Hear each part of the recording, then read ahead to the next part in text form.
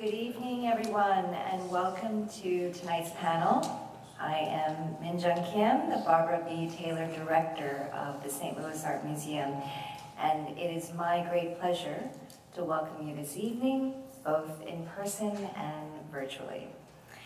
This program marks the final weekend of Catching the Moment, Contemporary Art from the Ted L. and Marianne Ellison Simmons collection, presented with generous support from the Edward L. Bakewell Jr. Endowment for Special Exhibitions. The exhibition celebrates the acquisition through partial gift and partial purchase of over 800 works of contemporary art that were assembled by Ted and Marianne. For anyone who might be new to this conversation, Marianne Ellison Simmons is an artist and master printer who publishes fine art prints by an international roster of artists at Wildwood Press, which she founded in 1996 in St. Louis. Ted L. Simmons is a Hall of Fame baseball player who started his career in 1967 with the St. Louis Cardinals and went on to play for the Milwaukee Brewers and the Atlanta Braves. The distinguished panel that we have assembled is inspired by the Simmonses themselves, who really have been passionate and inveterate collectors throughout their married lives, always working very closely together in an even and engaged partnership. Early on, they assembled an impressive collection of 18th century American furniture. But a little over 20 years ago, they pivoted their focus to contemporary works on paper and multiples. At the heart of the Simmons' collections are works from the late 20th and early 21st centuries, often with a very strong social, political, or cultural message.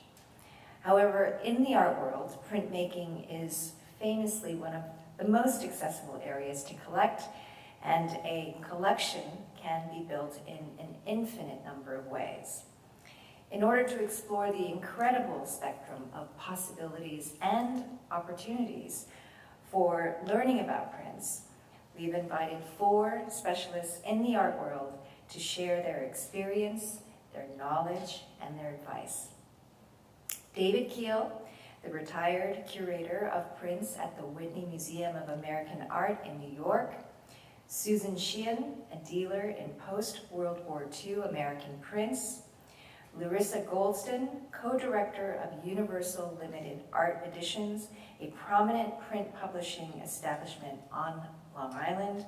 And joining us virtually, artist Enrique Chagoya, whose rich and probing body of work is a significant part of the Simmons collection now at the museum. The program will be moderated by Elizabeth Wyckoff, curator of prints, drawings, and photographs, and one of the 3 co-curators of Catching the Moment. At this point, I'd like to invite Elizabeth to come and introduce our guests and to get the discussions underway. Thank you very much.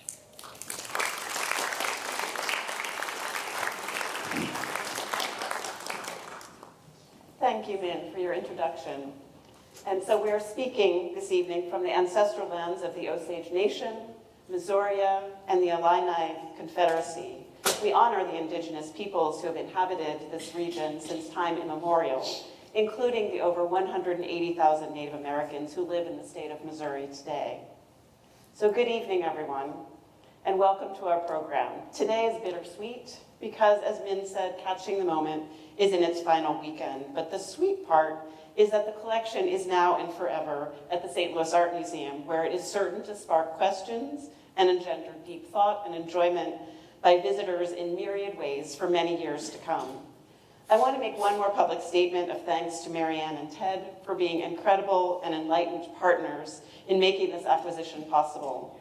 Catching the Moment really is just a first statement of purpose. On the screen, so let me take us to the next slide. On this screen, is just a small selection, a tiny sampling of work by artists, which is included in depth in the collection: Kiki Smith, Tom Huck, and Enrique Chagoya, who is with us tonight. So I want to take a moment to thank my colleagues in Learning and Engagement for making this program and so many other pieces of the exhibition possible. And please also join me in acknowledging my co-conspirators in curating Catching the Moment. The exhibition is the product of a whirlwind collaboration between me and Andrea Ferber, the Andrew W. Mellon Foundation Fellow, and Claire Cobesa, Assistant Curator of Prints, Drawings, and Photographs. Andrea and Claire brought their inquiring voices to the table as we shaped the incredible exhibition that has graced SLAM's galleries this summer.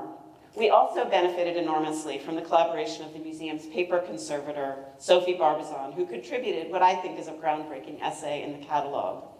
I want to get down to business so we can enjoy the conversation of our panelists. We've invited 4 eminent professionals in the art world, each of whom has devoted substantial energy into the art of printmaking. They also each have a long-running relationship with the Simmonses, which makes them perfect for this particular moment. We've invited them here, yes, to talk about their experience with the Simmonses, but also to talk about what is possible in the world of collecting prints more broadly. Each of them has a distinctive and different role in the print world. In the most basic terms, we have a maker, a producer, a seller, and a scholar promoter. So our plan this evening is to engender a conversation about what makes prints unique and compelling as works of art, and how and why anyone really, might consider building a collection of their own, however large or small. Our goal is to spark questions and suggest answers from multiple viewpoints. We've asked each of them to enter the conversation from their own distinctive point of view. As you will have noticed, 4 of us are here on stage in St. Louis. Artist Enrique Chagoya, who did attend the exhibition opening, is joining us from his studio in San Francisco. That means we have a multi-hybrid program tonight, with both Enrique and many visitors joining us virtually. This is new for us, so I hope we can all enter this with some patience and curiosity. We are in the expert technical hands, so here we go. All 4 of our panelists deserve lengthy introductions, but I hope that you and they will forgive me for keeping it brief in this context. I'll proceed in alphabetical order. Enrique Chagoya was born and raised in Mexico City and moved to San Francisco when in his mid-20s. He lives there still and is full professor at Stanford University. Among his many accomplishments and honors, he received an honorary doctorate from his alma mater, the San Francisco Art Institute, in 2017. In 2020, he received a Lifetime Achievement Award from the Southern Graphics Council International, the preeminent organization of the printmaking community. And in 2021, he was awarded a Guggenheim Fellowship. With the Simmons collection, this museum is now the repository of a near-complete corpus of his printed work up till 2020, along with a number of drawings and collages. As visitors to Catching the Moment will know, in his art, Enrique draws from his experiences living on both sides of the US-Mexico border and in Europe, juxtaposing secular, popular, and religious imagery to address ongoing cultural clashes. And he engages frequently and deeply in printmaking. Larissa Goldston is the director and co-owner of Universal Limited Art Editions, or as is also known, ULAE. For those who are not familiar with it, ULAE is the legendary print publishing enterprise established on Long Island in the late 1950s by Tatiana Grossman. It's the place where the American print boom was born, and it continues to collaborate with artists to create prints. Kiki Smith and Helen Frankenthaler are just 2 whose work is in the Simmons collection. Larissa's father, Bill Goldston, started as printer at ULAE, moving to a leadership position by the mid-1970s. She quite literally grew up there with Grossman and artists such as Helen Frankenthaler, Jasper Johns, and Robert Rauschenberg. After studying and working in Washington, D.C., she returned to ULAE in 1993. She also ran a New York City gallery from 2005 to 2014. And she organizes events, not unlike this one, for young collectors entitled Conversations in Prints, featuring gallery directors, collectors, and curators speaking about collecting art and the accessibility of prints. Goldston serves as treasurer and vice president of the board of directors of the International Fine Print Dealers Association. At least 30 ULE prints, including ones by Kiki and Enrique, are in the exhibition as part of the Simmons collection, now at SLAM. David Keel has made a substantial mark both in the museum world at large and on the Simmons collection. He held two important positions in the New York print world at the Metropolitan Museum of Art from 1973 to 1992. He started as an infant, you can tell, and from 1993 to 2019 at the Whitney Museum of American Art. He arrived at each position at a pivotal historical moment and was an active participant in those periods of transition. At the Met in the 1970s, it was not yet fully automatic that American art was even a worthy area of study or collecting for an encyclopedic institution. And he arrived at the Whitney in the year when a groundbreaking edition of the Whitney Biennial broke with tradition in radically expanding the definitions of what can qualify as American art. He's also a native St. Louisan, by the way. I first encountered David in my first job out of college at the Metropolitan, and he was a most generous colleague and mentor. For Marianne and Ted, his advice got their collection started in earnest, and he has remained a constant sounding board.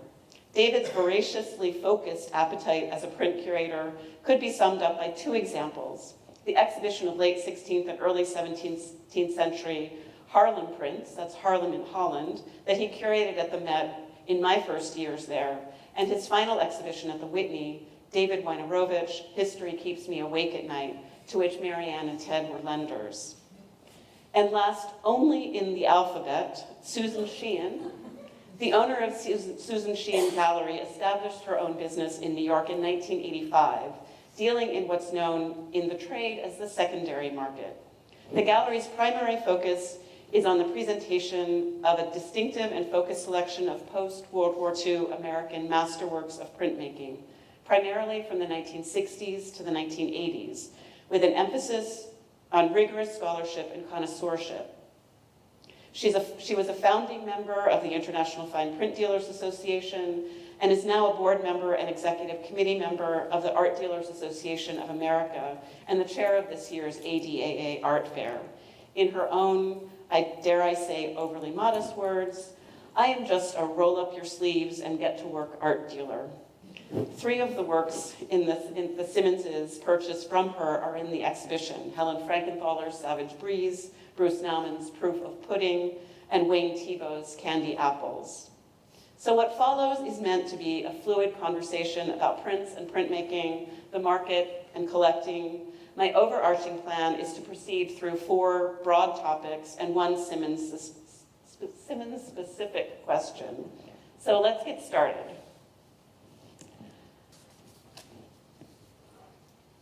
I am first going to ask Enrique to come to the screen. So the first kind of question is, what is so great about prints? What do each of the panelists feel is compelling about them? And maybe give a sort of sense of what each person's viewpoint is in the print world. So Enrique, I know you're going to show us some slides. I would love to hear what drew you to making prints.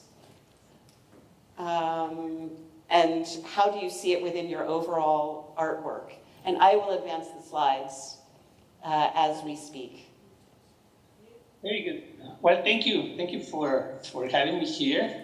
Sorry I cannot be there in person for difficult personal reasons, but I'm glad thanks to this technology we are able to at least get together virtually. And regarding your question, I began to be interested in printmaking in Mexico in my years of activism. When I was at the university, I was also studying printmaking. At the same time, I was studying political economy.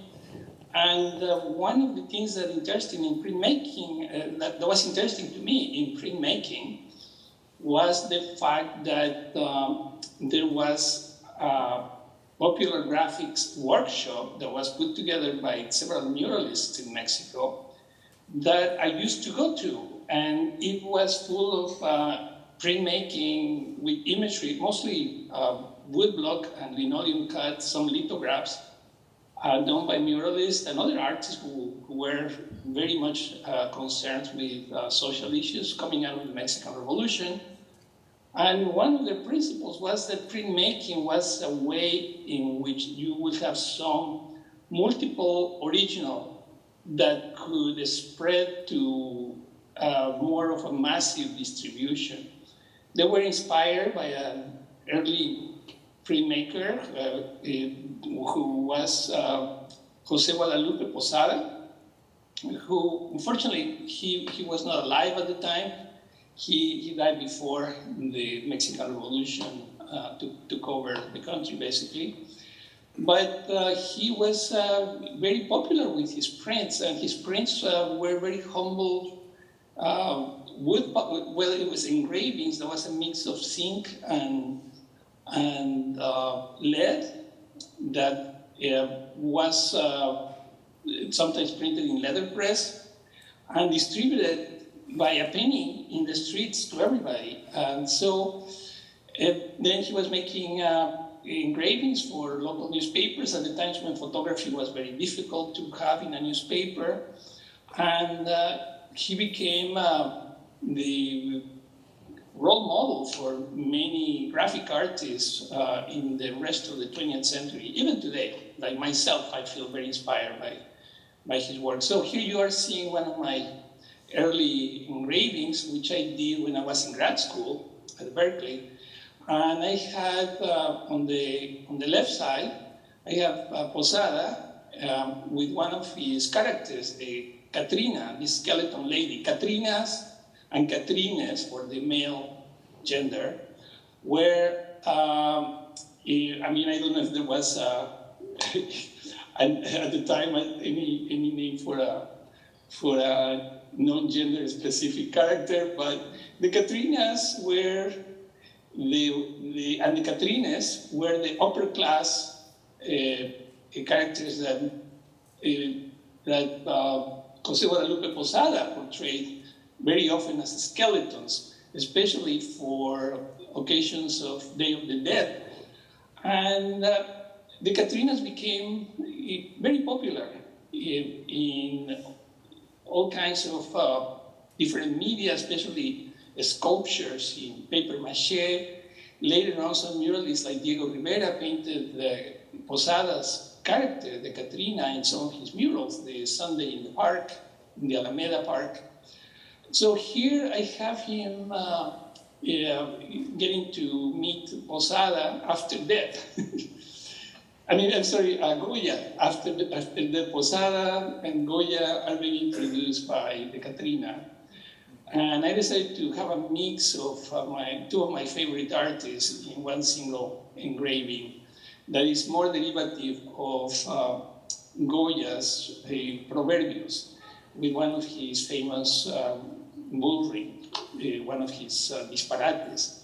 So anyway, the interesting thing, the concept of death is different between Mexico and Spain. In Mexico, it's very much influenced by ancient pre-Columbian cultures, where life is a dream.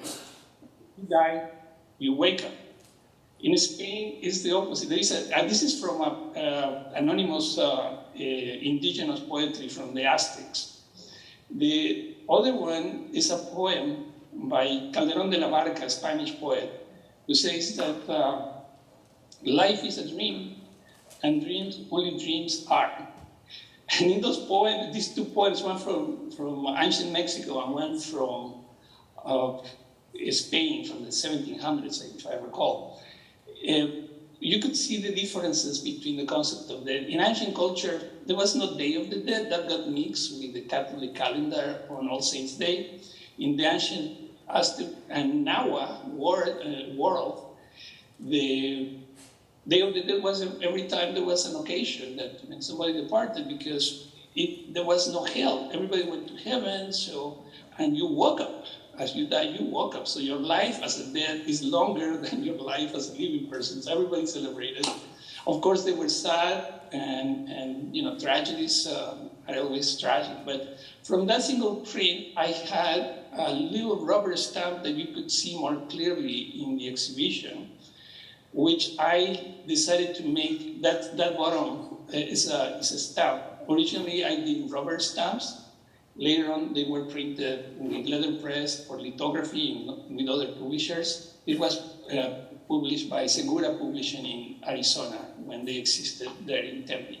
Anyways, going to the drawing, so that was derivative of Posadas Katrina, but also from the little rubber stamp that I put in my etching. So this is La Calaca, and La Calaca means also the skeleton lady. I decided not to put it the Katrina anymore, but Calaca is also has like a very funny sound, like bones clacking, or just like there is some element in the sound of the Spanish. So, but I decided to make an abbreviation of La Calaca because it's usually C-A-L-A-C-A. Instead of that, I put the K, which in Spanish sounds like a C-A, like a cat. So in abbreviation, just to keep the sound. But this was one of my earlier drawings from the 1980s, late 1980s, I believe. And I really got a kick out of these drawings just for the scale. Sometimes I just got a little scared out of the size and the power of simple materials like just charcoal and paper. So anyway, I'm very happy to have these two prints together in the exhibition because they connect with each other. So this is how my interest in printmaking emerged, began to happen in my grad school, moving to my drawings, and very often into painting. Sometimes I start something in a print and they become a print. Sometimes I start something in a lithograph and they become a sculpture, like some cans I did. But anyways, going back to Goya, again, some of my favorite prints by him are the Caprichos. And my favorite print from the Caprichos is The Sleep of Reason Produces Monsters, which is a self-portrait by Goya. He's kind of asleep there. In the original, you see him surrounded by bats and cats and owls. And for me, cats, bats, and owls are no longer scary. They are, endangered species. All of them. Well, especially except for the cats. The cats are thriving. I have had many cats in my life, my prints as well. And here you can see one of my cats, Lulu, on the bottom, with little wings because she was a little devil. In the first version I did, that was also from Segura Publishing. I believe that was in the early 2000s and 2003. And the other one was in 2012 at ULI. I worked there with Bill Goldstein, and it was a wonderful experience. We all enjoyed the stories of cats, especially with the staff. And anyway, here I have again another version of The Sleep of Reason Producing Monsters, which is something that unfortunately hasn't changed that much in terms of a subject matter since Goya's times to the present, except that maybe in the present it's even scarier than in Goya's times, because today we're capable of destroying the world with nuclear weapons many times over. So, but in this case, besides my personal anxieties about the world, it's mostly a tribute to great artists that I admire, like Goya. Other works which I think, I don't know if you could move on, are other appropriations I have done. This is after Karl Weimar's. Karl Weimar was a German immigrant who used to portray indigenous characters as very savage and angry, attacking people. Like in the original painting that he did was in 1853. The original painting was called, if I recall correctly, The Abduction of Daniel Boone's Daughter by the Indians. And I decided to change the stereotypical characters that he painted by something more artistically derivative of the indigenous cultures from the Northwest as well as the South, from all the way as Central America with the Mayans. And I was going to put Donald Trump here, but I'm sick and tired of his face. I put the little avatar that you might recognize, little Donald Duck. And it's hard to see, but you will see it in the exhibition, but on the canoe, you could see Border Patrol. So anyway, perhaps we could move on to the next one. This is another codex that you will see much better in the exhibition if you visit the gallery. And this was my first photographic codex. We did it at Magnolia Editions. It was a collaboration with Don Farnsworth. And we decided to appropriate different photographs from different places and try to give it the look of the daguerreotype. So this one is called Caníbales daguerrotípicos. And even though it's hard to see here in the slides, there are appropriations from photographs of Picasso and his wife on the beach, etc. Architecture by Frank Lloyd Wright, fashion designs by Yves Saint Laurent, and also images of Henry Moore, sculptures that he did based on Aztec sculptures. And also images derivative of Edward Curtis, like the indigenous character on the far left. Anyway, so I'm practicing here what I call reverse modernism. I'm doing the opposite of what some of these artists did. Artists like Henry Moore or Frank Lloyd Wright or even Picasso appropriated cultures from former colonies, from Africa, from the Americas. Picasso loved and collected and appropriated masks from Africa to develop his cubist forms. Frank Lloyd Wright appropriated Mayan architecture to develop some of his houses in Los Angeles.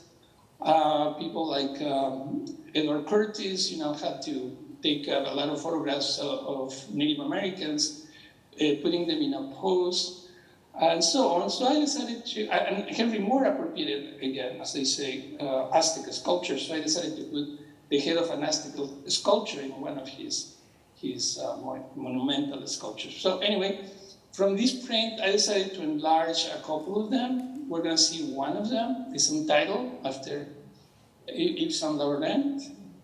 And this one, I decided to add also a picture of Jean Cocteau, except that I put a head of a Mayan sculpture, sort of like pretending to be that this might be some version of Yves Saint Laurent, looking at his designs, appropriating Mondrian.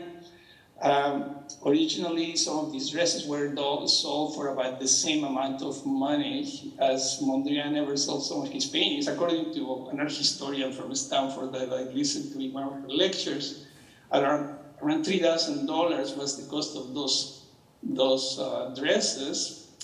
And the paintings that Mondrian sold around his life were around that price. This is according to Nancy Troy, an art historian who focuses on Mondrian. Anyways, to the others, So Enrique,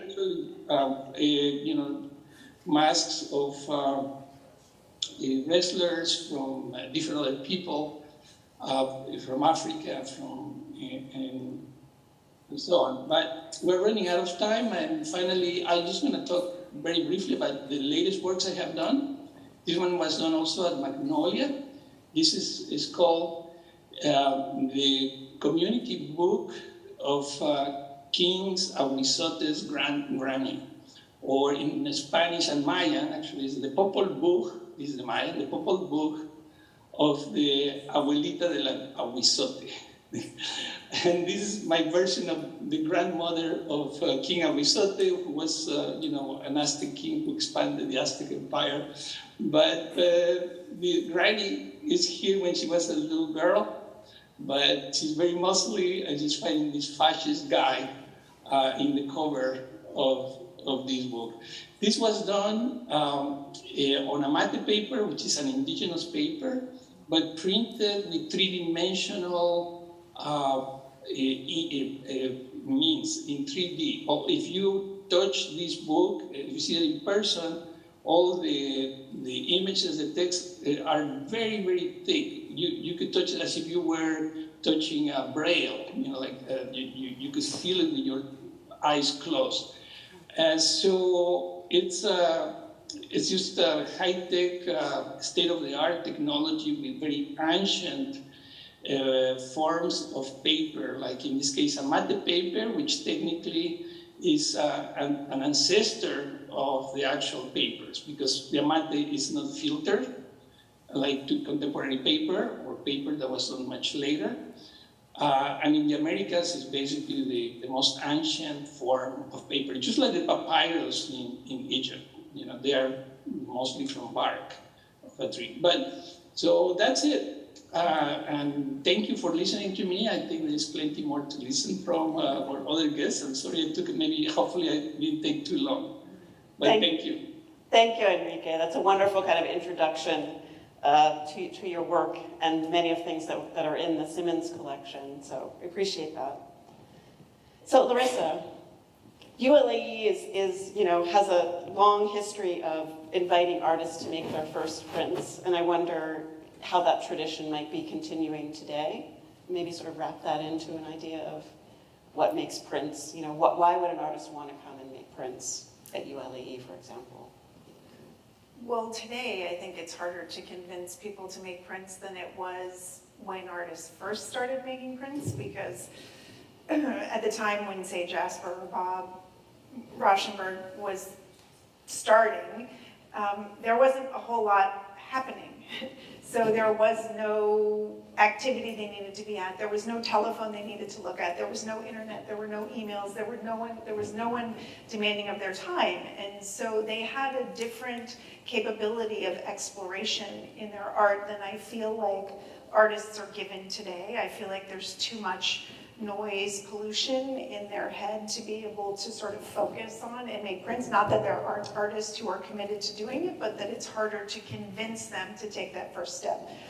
And we have a number of new young artists who we have convinced recently to come and work. Wyatt Kahn, Sam Moyer, Julia Rommel, these are all younger artists that are working today that have become infected, as we say, with the bug of making prints.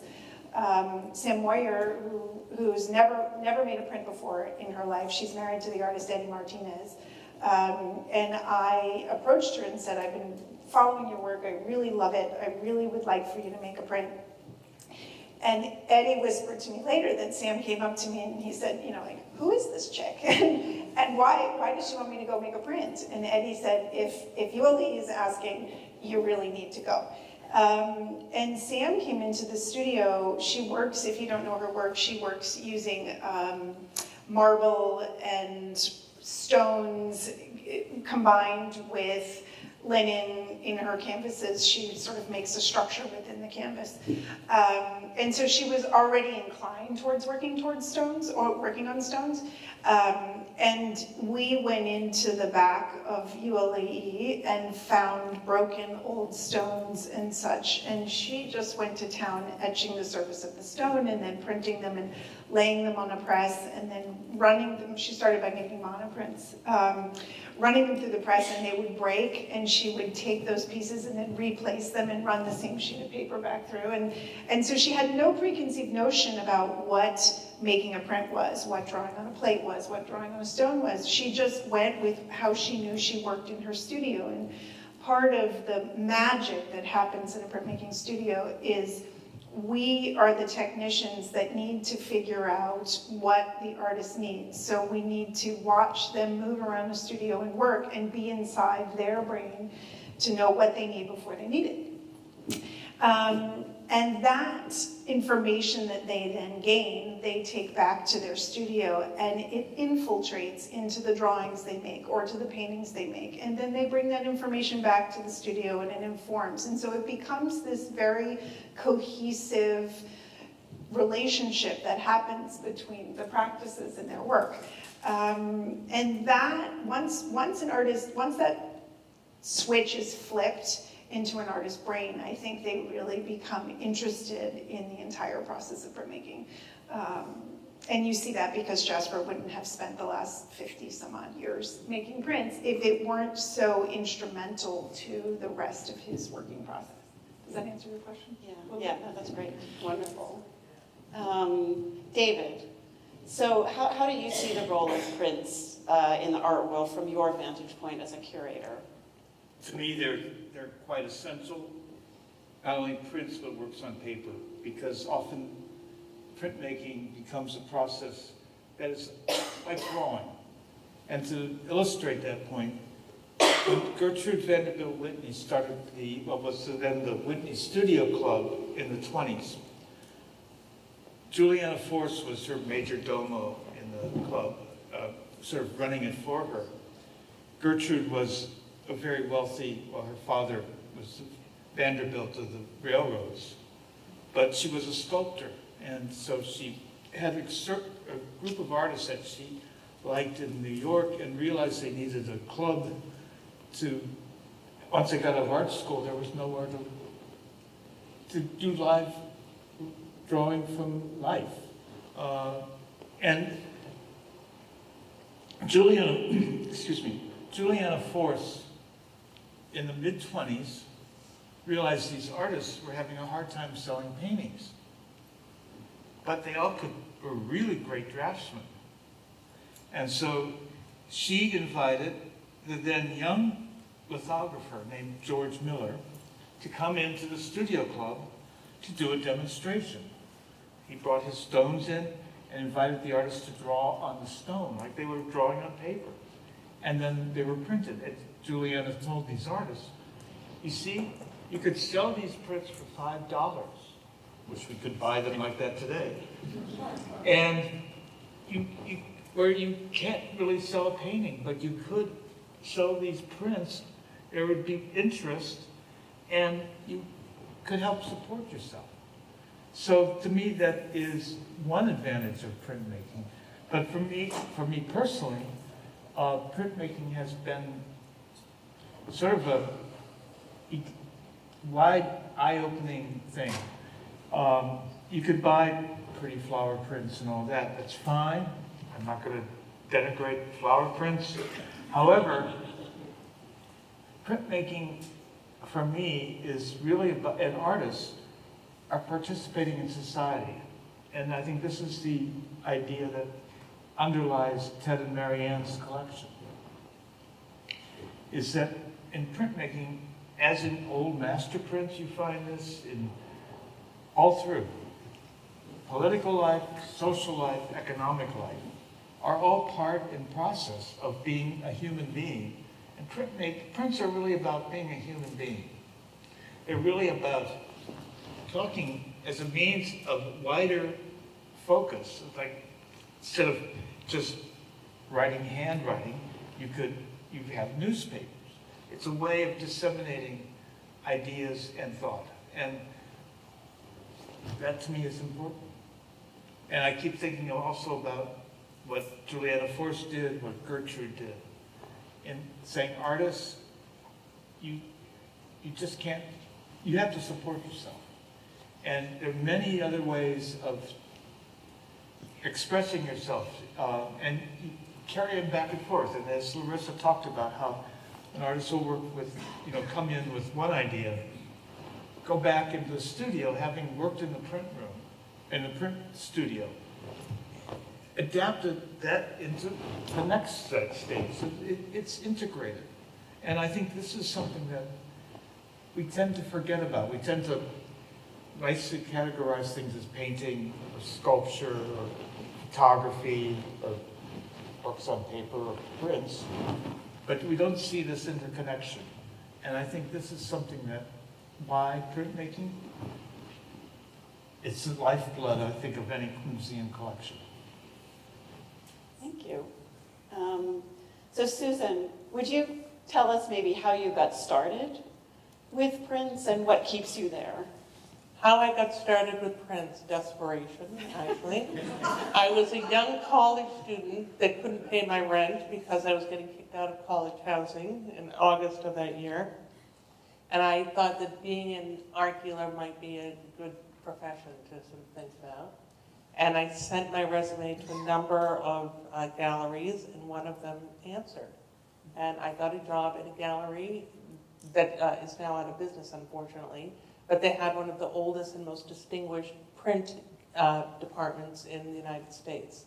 And they were Whistler's first dealer. And I just became absolutely smitten with the idea of prints, learning all about them, because it's a very complicated part of the art business. It requires a great deal of study and scholarship. In the print department that I worked in went everywhere from old masters to Winsor Homer to people of the post-war period like Martin Lewis and Edward Hopper. And it was a really amazing learning experience. And I decided, probably way too early in my life, that in my career, that I wanted to open my own gallery. I wish I had probably waited a little bit longer, because the first couple of years as an art dealer, having to pay your own rent and your own salary can be very complicated. But I did it, and that was in 1985, which seems like a million years ago. And here I am. Yeah. And what keeps you there? As a print dealer, I really love the art. I think that at this point in the game, I think that when you're dealing as a secondary market print dealer like I am, sometimes I think to myself, it's deja vu all over again. I mean, how many times have I seen or handled a Warhol Maryland print or whatever? But every opportunity that I get to look at something new or to sort of think about the market and sort of what I think about the art market or the print market at a certain point in time, I find it really exciting. And the art business is two words. It's art and business, what I do as a gallery owner. And I like the art part just as much as I like the business part. I'm not a curator, obviously, right?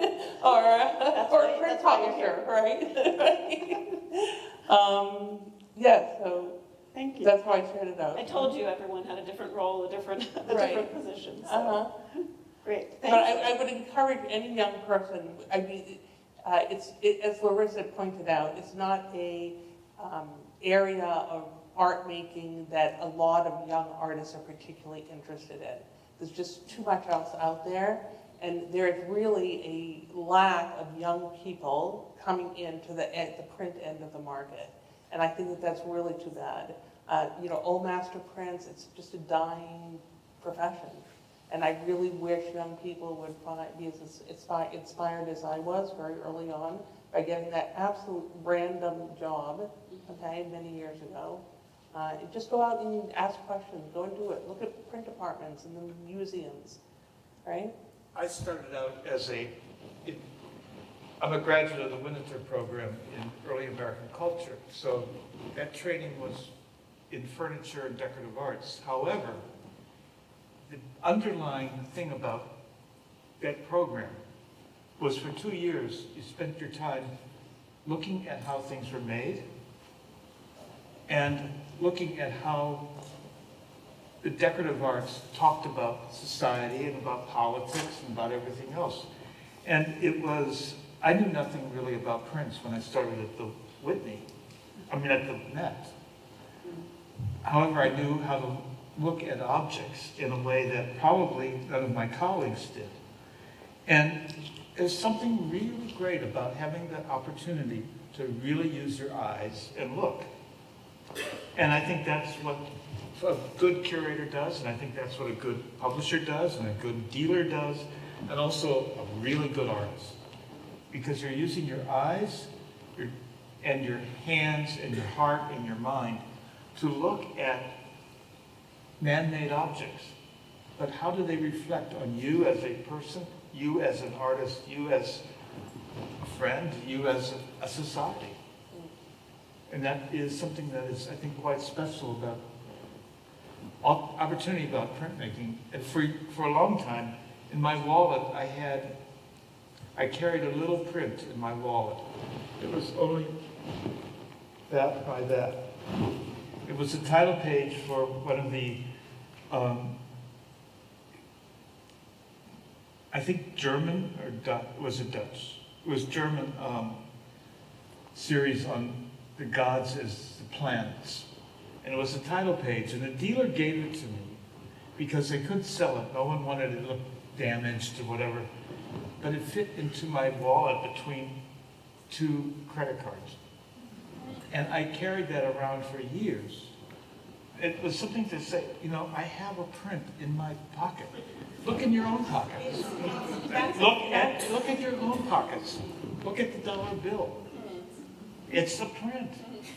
I mean, Enrique, you grew up in your father worked with, at the Banco de Mexico with forgery stuff. And, you know, you look at something that every day, the dollar bill you hand to the cashier is a print. You know, you make an interesting point there, and since Kiki is so heavily represented in the Simmons's collection, Kiki, I don't know that you had Free Fall, which was a book that Kiki Smith made, and it was an infrared image of Kiki sort of falling, and the piece is you know, this large, but it folds and it folds and it folds, and then it folds this way into a little book that's the cardboard book. And Kiki made it specifically so people would buy it and put it in their purse and say, look, I have a piece of art with me. She really believed in her own brain that people would carry this around with them to say, you know, you too can live with art so fundamentally that it can be in your purse with your telephone and your money and your keys. No one to date has put it in their purse and carried it around. But that is the same idea. It's how do we live with art? How do we become so much a part of it that it is indispensable to our very existence?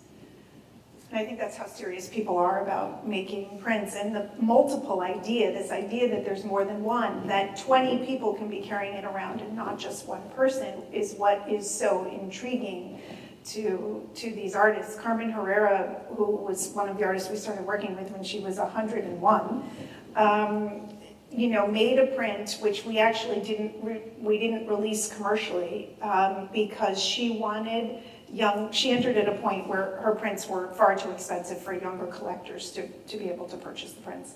And so she made a print that was about this large, and she said, I only want young collectors to know about this and to be able to buy it. And it was something that we committed to do, and we sold it very quietly, and I still have a kid who's paying off $100 a month. It was $3,500 for the piece, and he pays off $100 a month so that he can own it. And I think that idea for Carmen was so fundamental, like how can these people live with my work?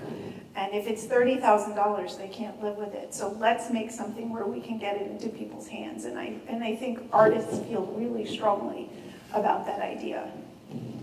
I know a dealer who deals in both primary and secondary who had an artist who I think went to University of Iowa, came into her gallery and really fell in love with a print.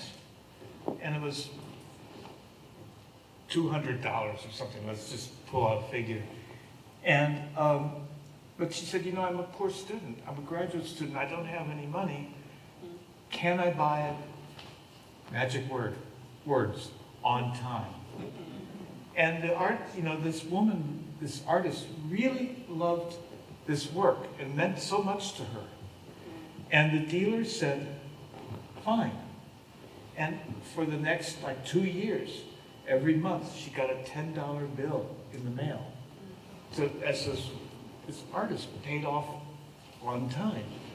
But that is what it really is about, is falling in love with something so much that you're willing to give up $10 a month on time. And to be able to live with the work of art.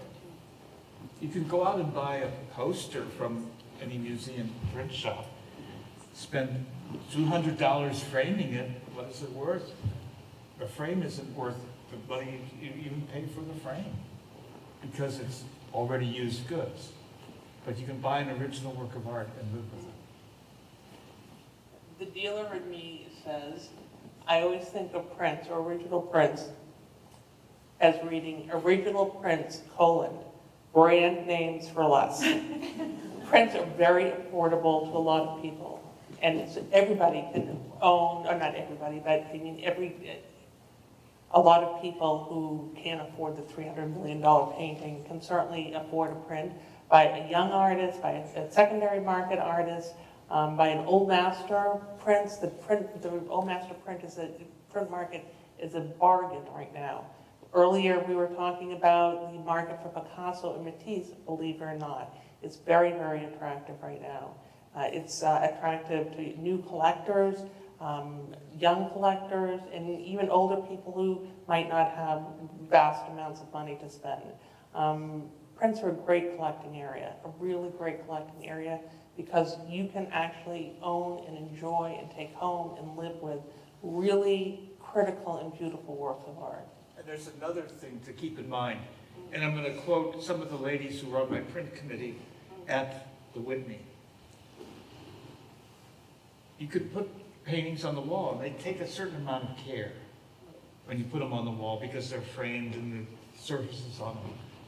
Prints, you can buy them, you can keep them in a special drawer, or the other magic thing is you can frame it, have it on the wall. Let's say 2 months later, something else comes up, and let's say, hang that in the spot. Take the other print down, put it in the back of the closet. When your husband says, oh, when did we get this? Oh, it's in the back of the closet. It's a great line to use, but think about that way you can have variety. And when something is up, you're rotating it. Prints have this wonderful, and drawings too, a wonderful way that you can rotate them. So that you can always look at something a little bit different. And every time you look at it, you're looking at it differently. And you can always take a trip into the back of your closet and just pull it out and look at it. Yeah. Yeah. But I love the line. Oh, I found it in the back of the closet. So maybe we switch for a minute or two just to think about the Simmons collection specifically, because each of you has had an experience there. And I wonder, Enrique, we've left you sitting there on our screens. Is there a pivotal moment or an important moment for you in your sort of relationship with the Simmonses? Well, I guess that was the first time we met. I recall when I had an exhibition at what it used to be the Forum for Contemporary Art in St. Louis. Now it's the Museum of Contemporary Art. I believe it was Mel Watkins, the curator at the time, and she organized a solo exhibition of my work. And I gave a presentation, and that's when I met Marianne Simmons, who introduced herself to me and talked about her press, invited me to do some prints. Unfortunately, I never did that. Things get complicated, but it was memorable. I still remember the occasion. But since then, we had been in touch on and off. Marian and Ted Simmons have been collecting a lot of my work.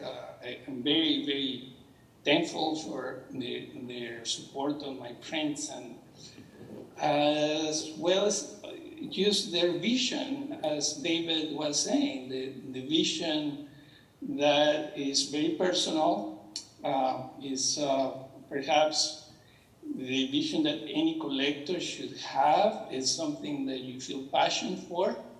And I think that is very unique.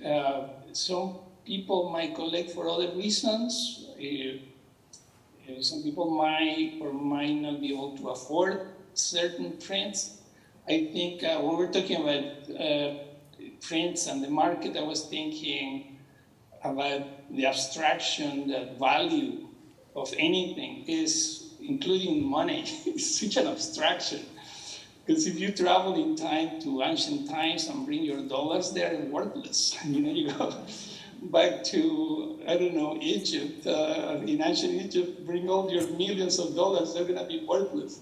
So there's all these interesting things about prints that make them valuable. And I think they're valuable to the viewer, to whoever loves the print. And for a collector, what is valuable of a print is what the print and the artist bring to their lives as well. And I collect prints myself too. And I trade sometimes some of my prints for other prints. I live with my prints. Unfortunately, I put them up on the wall, and that's not great for the print because there's a lot of light in my house, but I have some very valuable ones behind, like a UV protection plexiglass, so the colors have lasted very well. But I want to live with them. I want to see them. I don't want to put them away in a flat file. And even some of my prints, I show in my house some of my own prints. My wife's prints, Cara Maria, she's a printmaker too, an artist. We put our work because we love it. And sometimes that's what matters. And I think for Ted and Marian Simmons, that's what matters. I believe this exhibition, in a way, is a self-portrait of a collector. When you walk across the gallery, and all of the above is very memorable. I remember also meeting Ted Simmons in San Francisco once with my dealer at the time, Paula Anglin, who unfortunately passed away a few years ago. But Paula introduced me to Ted. She took us to a lunch in North Beach, and it was terrific. At the time, I had no idea that Ted was such a star in baseball, because I was not following much of the sport. When I learned about it, I thought that was an amazing character that focuses so much in printmaking as well, beyond the print world. And I love having conversations I have had, especially the last time I was in St. Louis. We have a very, very nice conversation about Luis Jimenez prints and other things that, Ted is interested in. But that shows the passion that both Ted and Marianne have in printmaking. Is about the art. It's not about necessarily the abstraction of the market or the abstraction of money or any of that. It's more about what it means to you. It's like when somebody collects precious books. That's another thing I'd love to collect. I have a lot of very rare books, which I just love to have. And I think that connection is an act of love that you have with your collection. And that's what strikes me the most of the Simmons, as well as other collectors might have similar, although different focuses, but that same passion that is not about what you hear that is important. I mean, collectors that do not buy from what they hear, they buy from what they see. And I think that's a big distinction. I think the Simmons collect from what they love, from what they see, not necessarily from what they hear about who's famous, who's not famous. It's a very, in a way, a very democratic way of choosing, like you could see in the exhibition. That's what strikes me the most of the Simmons. I'm sorry, it was a very long answer. What better keep me quiet? Saying is that, but you, as a buyer of a work of art, it's not the investment of money. Forget the money. The money changes off and on. I mean, Degas was what? Big art, big dollars 25 years ago. Now it's not the same amount of money. You're investing three things. You're investing your eyes, you're investing your brain, and you're investing your heart. And those are the three hardest things to really learn about. And that is the real investment when you're buying art of any kind. But printmaking allows you to have a little more flexibility in having a wider range. So I wonder if each of you has maybe one particular example of an encounter or a pivotal moment with the Simmonses. David, you've got the longest thing. It'll be hardest for you, but what's one thing that you would talk about? It's up on the board. That is, the Kiki Smith Silver Bowl, to me, is the epitome of Ted and Marianne's collection. That's a difficult object. I know that I tried to get my colleagues to look at it seriously, and oh, it's just a bowl, is it sculpture, what is it? But this bowl, to me, it symbolizes so much about Ted and Marianne, because there were conversations about it that I was able to, they would call me up once in a while to ask about it. But I think this bowl is brilliant. Kiki's fingers. When you know Kiki, I've been at a dinner with her, dinner parties with her, where she's sitting next to you. She's like this under the table. What is she doing? She's rubbing down a wax sculpture that she's getting ready to get cast in ceramic or whatever. Kiki's always using her hands and her fingers. It's a very important part of her career, of her being an artist. And when I first, after they bought the bowl, when I first saw it, I think it was in the studio, in Marianne's studio. The bowl was at the center of a table, beautifully centered. What was inside? Baseballs. When I went to their house in Wildwood, the bowl was they had moved the bowl to the house. What was inside? Baseballs. And what was a comment to Elizabeth when they were talking about the show was, I think you need to have the bowl filled with Ted's signed baseballs. I think that is real, to me, this object really symbolizes the commitment that Ted and Marianne have made to collecting these artists. We were committed to showing the Simmons' art collection and acknowledging the amazing baseball career, but we decided to keep the baseballs out of it. But it's still a wonderful story, even if it's apocryphal. So thank you so much for that. I think Ted has benefited greatly from the fact that most people in the art world don't know anything about sports. It's really true. And I think that Ted was not there for being the Ted Simmons that he was, but for being the collector that he was. And that's a very important distinction, because you're being treated as a human being and not as someone special. And you're being treated because of your passion for the art and not because of your passion for baseball or anything else. And I think that he benefited greatly from having that true interaction with people that really was about him and his interest in art, and his and Marianne's interest in art. And I was reading the catalog before I came, and one of the interview questions that you had was about them buying together or making decisions together, or one buying without the other, and they were very clear on the fact that they never buy anything. They don't usually buy each other gifts and anniversary presents and that sort of thing, and they buy art together. And I said, well, I sort of distinctly remember that Ted had called in 2004 about the Kiki Smith piece that is hanging in the show, Come Away From Her, called Come Away From Her, and said, it's a secret from Marianne, so don't tell her that we're doing this. And I was reading the catalog and I thought, there's a little bit of a mistake here. But I heard the rest of the story, which is that Marianne earlier had seen, she was flipping through Art in America, and there was this piece, and she tore out this piece. And here it was, and saying, you know, this is my most favorite thing at the moment, or this is what I'm most interested in at the moment. And Ted called, I think, David, and said, I don't know what it is, and I don't know who it is, but it's someone named Kiki, and let's find it. So I think that trueness to each other, to Ted's love for Marianne and their love for art together, makes them such a significant and important couple as a collecting couple. And that is really, actually, for me, exciting to see and know that there are people out there that do that really together. That brings people together. And I love that this is one collection of a history of many collections. I read the catalog too, and I was just astonished to see that Marianne started collecting rocks that her grandfather gave her.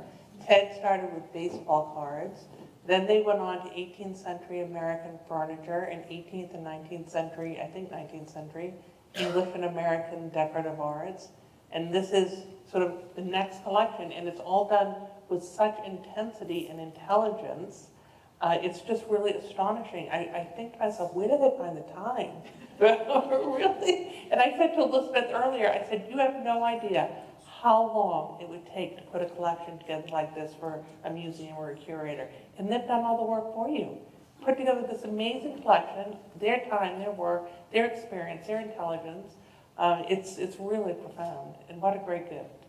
And I remember Ted coming to New York and asking about an artist like, in particular, H.C. Westerman.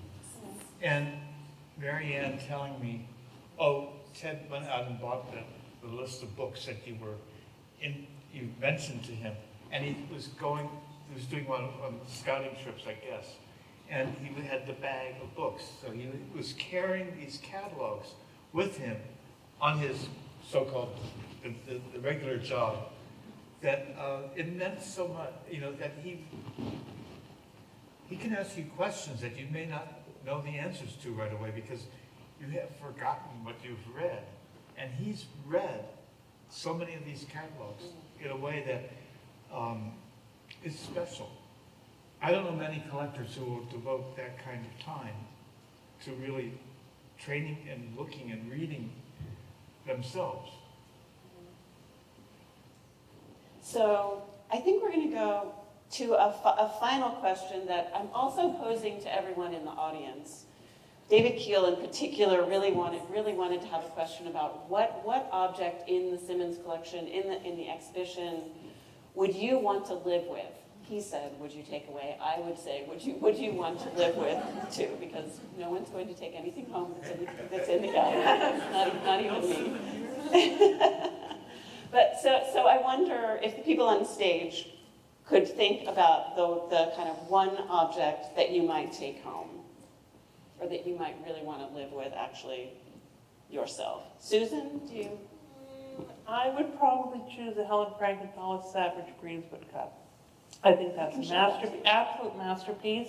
And I think most astonishing thing in this context is that this print was printed by Helen Frankenthaler and Larissa's dad, when Larissa was probably crawling around the studio in her baby romper. And so here we are all together again, right? Larissa, the print, the Simmonses, the collection, the museum. Amazing. This is a really beautiful print. Her woodcuts are really some of her best works. This is an early woodcut by her that she made by cutting the pieces of wood out with a jigsaw. It was plywood. And it was very difficult to print, and Larissa's dad has told me stories about how difficult she was during the printing process because it wasn't easy. This one took a year. Yeah, it took a year, yeah. Where East and Beyond was made in a day, the first woodcut she made was made in a day, this one took a year. Yeah, so it's really a special thing, and this is really an extraordinary impression of this. It's fabulous, yeah.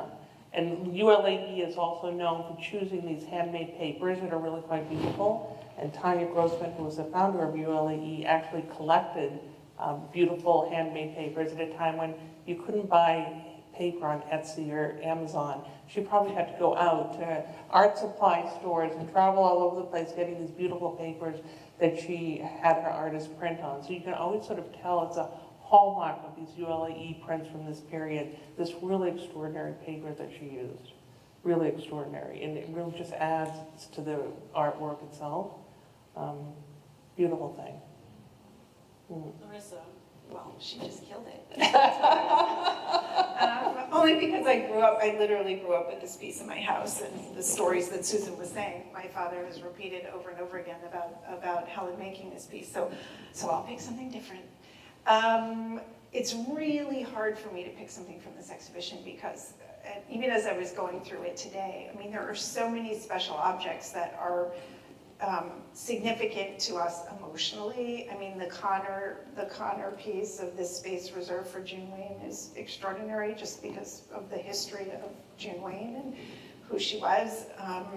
I would take any one of Enrique's codices any day, any time, because of the political humor that exists, because of the seriousness that exists, because of the paper, because of the project, because of Bud Shark.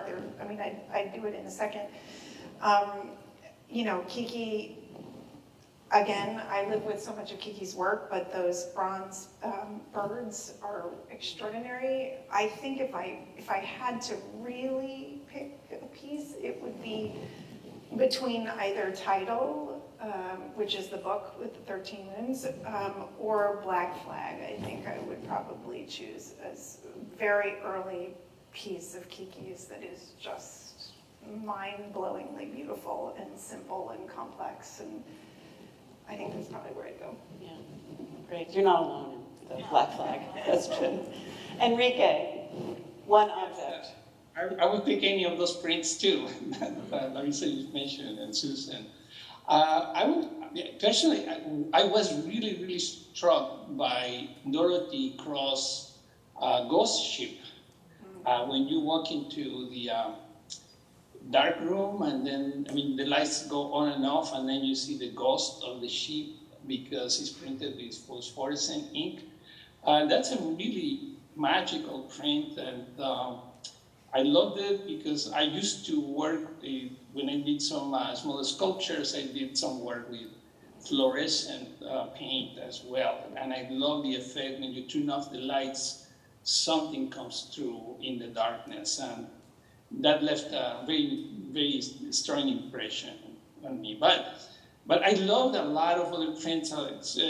Many of my favorite artists are in the exhibition, like Kiki Smith or Bruce Corner, some of those pieces as well. Some works with Tom Buck. There's a lot. Roger Shimomura's prints are amazing as well. I really like his print. I was happy to meet him in his studio a long time ago in Kansas, where he had his studio.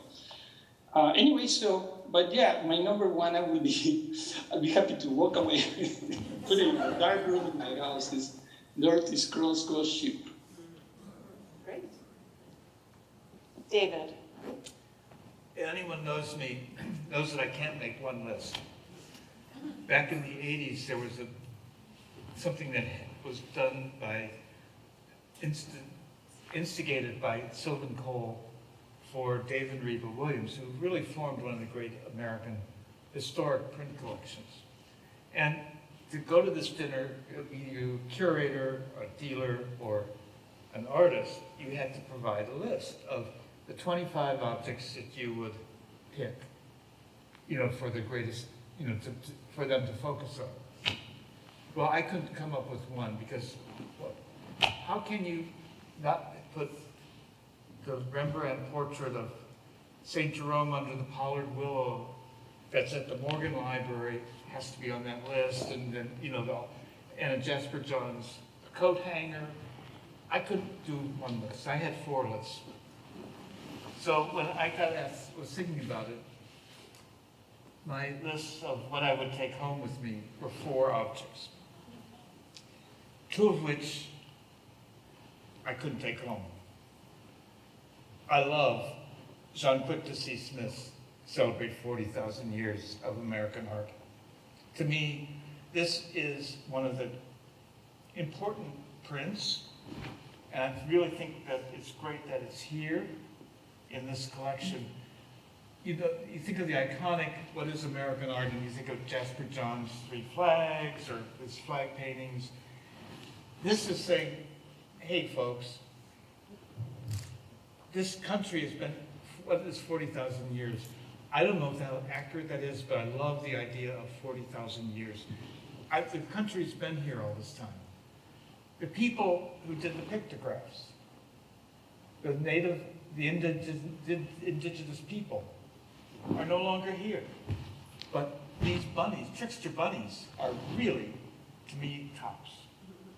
And then you have the other idea of, in cultures, in Africa, in indigenous culture, in the general culture here, think of Western fairy, European fairy tales?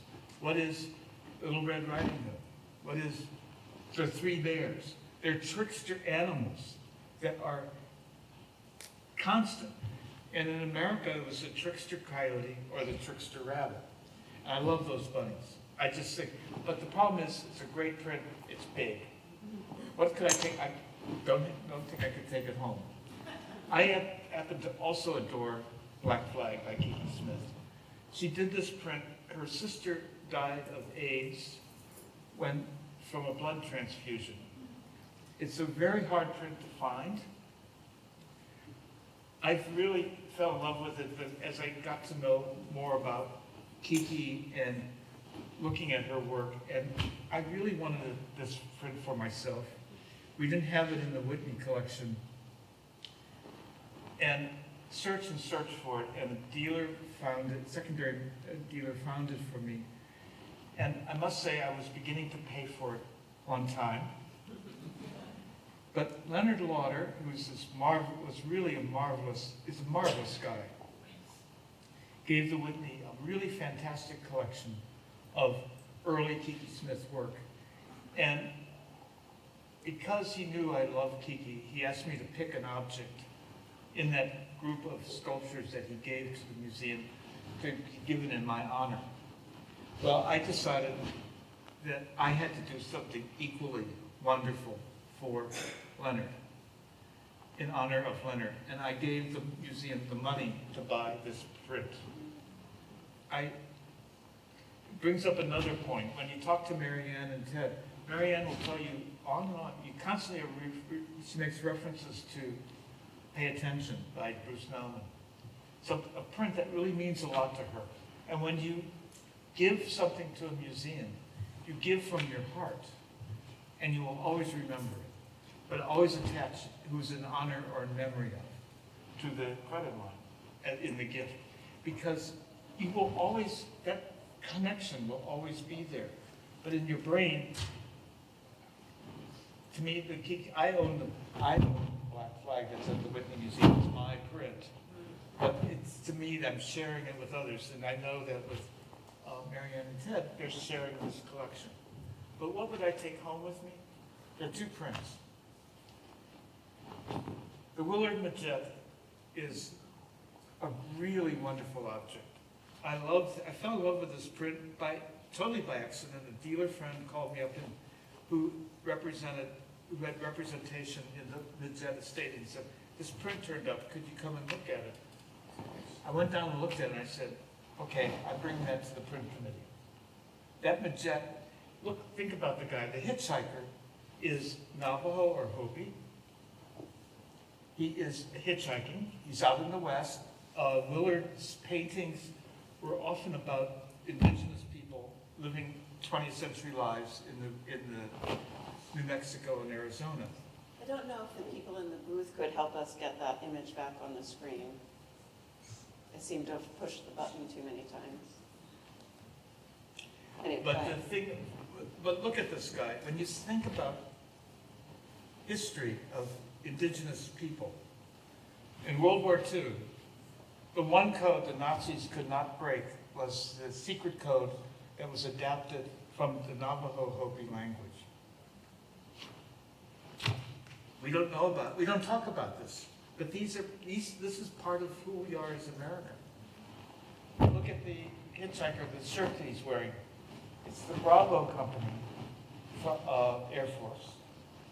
He served in Vietnam. The Bravo Company was Native American. Think about a word that your kids, your grandkids will use. They swing on the rope swing and they go, "Geronimo!" Who's Geronimo? He's Native. This is part of our culture. And this guy, every time I look at that print, I think about the wealth of what it is to be in America. The other print I would take home with me is a very small print by Robert Gober. Robert Gober is an artist that I had a little difficulty when I first came to the Whitney, because in that 93 biennial, he had the stacks of newspapers, and I had come from the Met, and, you know, the issue was, can they fit in a box? You know, they're big, they're bulky, they're really sculpture. Are they prints or are they sculpture? And there was a print that he did that was related to the newspapers. That he editioned the print in the largest edition for a gay youth organization that was dealing with AIDS. And Paula Cooper, who was his dealer, was trying to get me to buy it for the collection. And the image is Saks Fifth Avenue ad, and it's Bob Gober in a wedding dress. And I said, you know, I'm having difficulty with Gober. She said, I'm making you a Xerox. Pin it up where you have to look at it every day. Well, where is the best place to look at something every day? But when you're on the toilet, then you have to sit there and, you know, so I pasted on the wall that I could look at it. And about 2 weeks later, I said, Paula,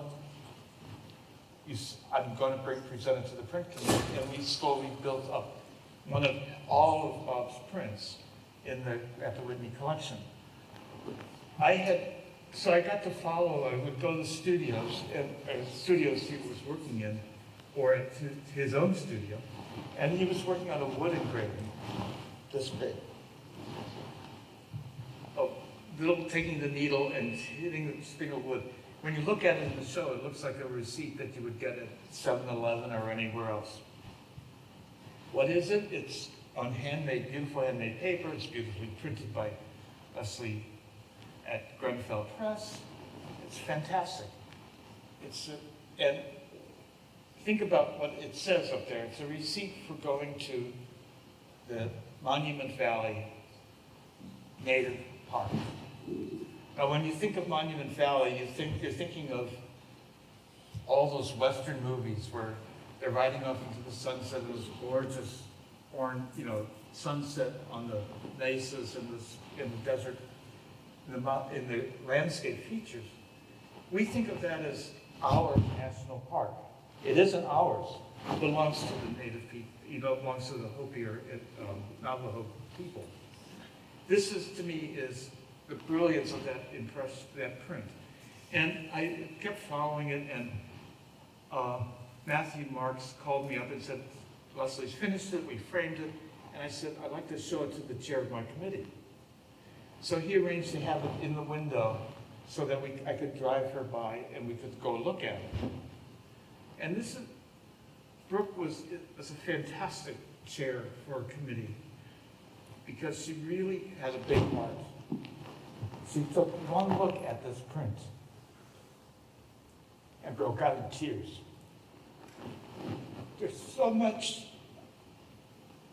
in this print about us today, about us and how we deal with our land, our country, the people that are in it. And to me, that's a big home. I just can't afford it.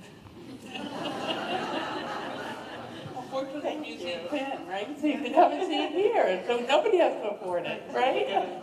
You can look at it at the Whitney, right? And it's well secured to the wall. Yeah. So thank you. I think it's a good thing when I had too many questions to ask and we didn't get to all of them. But now I think we have hopefully a little bit of time. Are there any questions in the audience? 3, 4 eminent people. Just raise your hand and we'll bring a mic to you if you have a question. Or a comment. Or a comment, or your favorite piece. All right, we're gonna pass the microphone all the way down here. Be sure to say which one you would like to take home with you.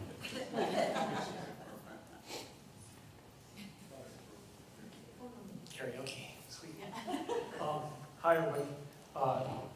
I don't know if I really have a question per se, but maybe just some ponderings, meanderings. Thanks, Ms. Ellison Simmons and Mr. Simmons. Thank you, panelists. Thanks. All of us, I guess. Could you talk more to the microphone? The microphone. Yeah, so just thanks all of us because, with just the way the world's going these days, where we're at, this is the glue that keeps it together. I think, these moments are important, and I just wanted to acknowledge that. I'm reminded of this, my grandma's favorite poem by Eleanor Wheeler Wilcox, who I think was born in 1894 or so. And it's called Worthwhile, and I'll just give the first stanza real quick. It's easy enough to be happy when life flows by like a song, but the one worthwhile is the one who can smile when everything goes dead wrong. For the test of the heart is trouble, and it always comes with the years. But the smile that's worth the praises of earth is the smile that shines through the tears. And I just see that reflected in your collection, and the comments that you just made. Is it David? That David just made him. He just poured out his heart, and then at the end of it, he did this great joke. It's the kicker, right? And that spirit is so important, because when I look at the collection, I was walking through there, and I was like, man, there's a lot of dystopia in here. There's a lot of pain in here. My God. I don't know if I want to look at this stuff, really, especially when you get to like Tom Huck, right? My God. What is going on in that guy's head and heart? You got to wonder, how does he get out of bed in the morning, And you got to do it with a laugh, And I see it, hearing, sorry? Remember that Tom grew up in Potosi. And what is Potosi known for? Lead. Oh. There you go. You are what you eat. So, the baseballs in Kiki Smith's finger bowl. It's this humor, right, in there. But there's this continuation of the work. It's not dead. And I loved hearing that story, because that's so important for me as a maker, and to know that I can make something, put it out there, that somebody will take it and manipulate it, do something with it to continue its life. But yeah, I wish we would have had more time. I wish that we could talk more about this fine balance between the humor and the work, and then just the state of the world, and what that meant to each of you individually, seeing that, or looking for examples. And I'll just end on your request, which was a piece that I would like to take home. I think that would be 2 of them, actually. And I'm not trying to kiss your butt over there, Enrique, but I really loved your piece. The alien piece. Everyone's an aliene. Am I pronouncing that right? Yeah, that's fine. You know what I'm talking about. It's a beautiful piece, gorgeous piece. I love your use of color. It's just outstanding. And again, the humor, And then I would say as well, oh goodness, what is her name? My Heavens is the piece. Jane Hammond. I'm blanking as I become more and more self-conscious here. Jane Hammond, thank you. They're just magnificent use of humor, and I think that with humor comes just profound intelligence. So thanks for sharing, and take care, everybody. Thank you. All right, so we've got one last question here. Is that okay? Got one last All that pressure all on me. pressure. Wow, first, in terms of the collection, I want to thank both of you. Ted, I used to have an autograph of you from the World Series here, but and Enrique, I was totally impressed with all of your political works and some of the works with the meanings of it. But I think you guys have a third endeavor, because the tape, I watched the interview in the room, and you are setting such an example for any young couple to work together, to have their own things together that they do together, they enjoy, they work on, whether they're together or whether Ted's in LA and Marianne, you're somewhere else. There's just a third, your pieces too, I could say, a couple Kiki Smiths, a couple of Enrique, there was several others, and I won't even go into it.